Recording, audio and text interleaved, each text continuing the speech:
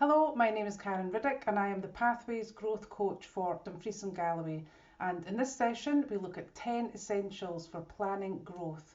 Now, growth should be on every business owner's mind simply because it's pretty much impossible to exist in a status quo.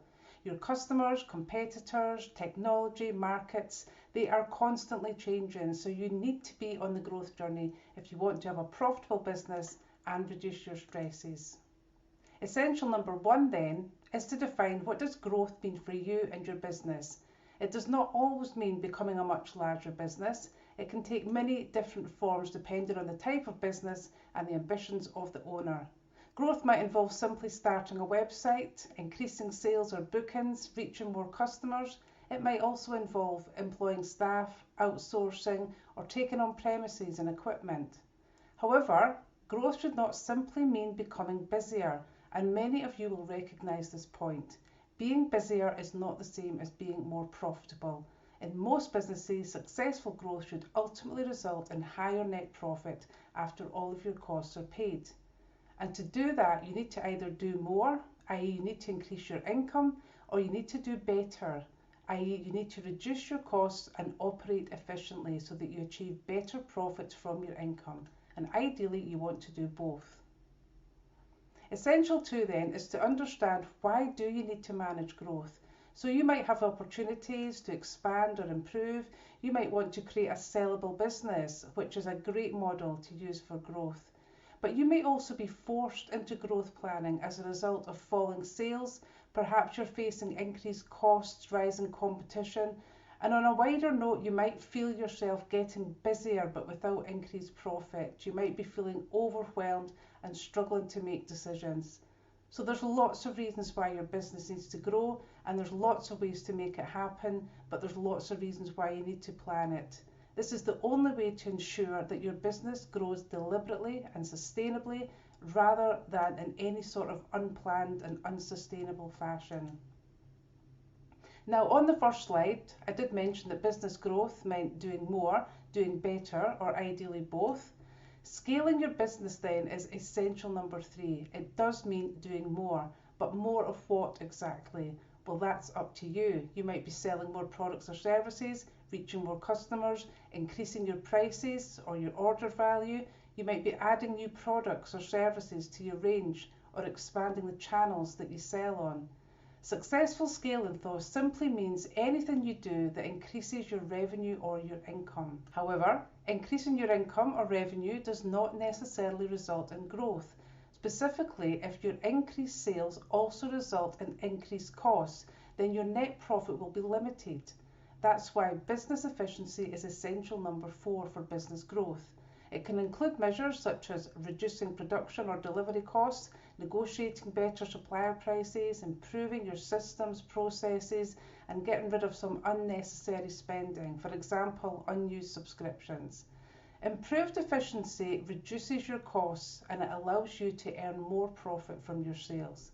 And although I do say that improving both your scale and efficiency is important, if your efficiency is poor, then it's normally best to give that the priority. Growing your sales will be much more profitable if you've improved this cost efficiency first.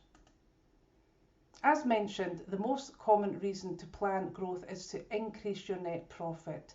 Understanding profit versus margin is therefore essential number 5. Profit is the money retained from sales. This is driven by scale and income growth. Your profit margin, though, that's the percentage or the proportion of that income that you retain, and that's driven by your efficiency measures. So for example, business A makes £10,000 profit from £40,000 worth of sales. That's a 25% profit margin. Business B is also making £10,000 profit, but it needs £200,000 of sales to make that. That means its profit margin is only 5%. Business B clearly has much higher costs than business A. It has to work 5 times harder, it has to bring in 5 times the income of business A to make the same profit. Similarly, if business A were also to reach the same turnover of 200,000, then its profit would be 50,000 due to its superior cost efficiency. So remember, you want to do more to maximise your revenue, and you want to do better in terms of cost efficiency to maximize the profit from that revenue. So with all that in mind, where do you start planning for growth? Well, Essential 6 is about gathering your baseline data about your business. And why is that? Because you cannot plan or measure growth unless you know what your starting point is. So your baseline needs to include a wide range of financial data relating to your income and costs, since it's an increase in net profit that you are ultimately aiming for. But there are other things you can measure too, such as customer behaviour, day-to-day operations, the time and capacity that you use and which you still have spare, and really any other observations, instincts or feelings that you pick up in terms of your business. It's often a combination of things which can give you the insights and the direction that you need. Once baseline data has been gathered, you can review it carefully, and Essential 7 there is to record your insights and observations. Look out for patterns and trends in your performance, maybe products, services or activities that are generating either the most or the least value for you, costs, inefficiency, constraints that are affecting your profitability, maybe areas where your effort just feels wasted or repetitive. Remember that hard facts and data are what you should be focusing on, but it's also okay to act on things that simply just don't feel right to you. This is your business and you need to be happy and comfortable with your decisions and the way forward. Once you've gathered insights, you are ready for Essential 8, which is to identify priorities for growth and improvement. What do you want to do more of? What do you want to do less of? And what do you want to achieve next? Example goals might include things like improving your overall net margin. It might be smaller goals such as increasing website traffic or increasing average transaction value. At this stage though, you're simply recording the areas and the general goals you want to work on.